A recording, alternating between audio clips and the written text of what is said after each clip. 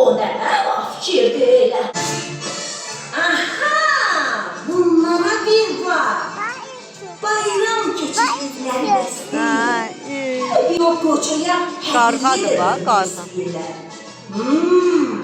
Özləri deyir ki, yeni ili heç kim tək keçirməli deyil. Amma məni də bayrama dəvət eləmirlər. Deyəndə də deyirlər ki, sən küpə girərsən.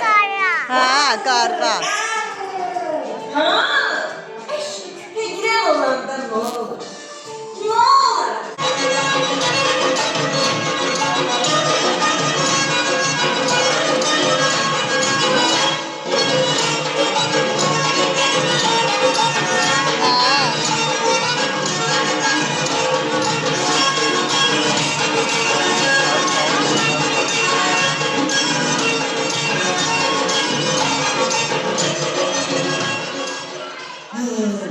Orası Şapı babanın evinde. Ama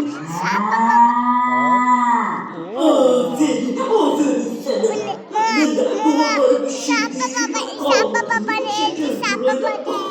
Hə. Deyirsən geçirmişəm. Küpəkirən nağılı qarışdırıb. Bu Şaxta baba özü də gəlib çıxdı. Qoğal yiyirsən? Mən Şaxta baba deyiləm. Yeni ildə qoğal.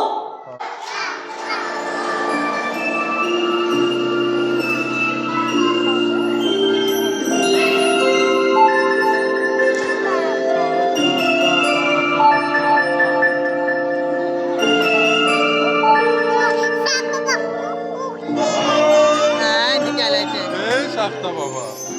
Ha, Şaxta baba. Aynen Şaxta baba.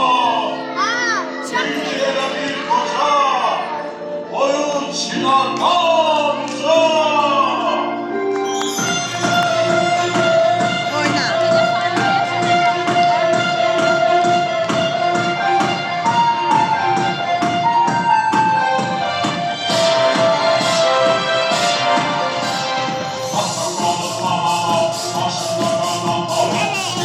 Hə, belə. Yox, sən uzaqdasan da ona görə eləyə bilmirəm.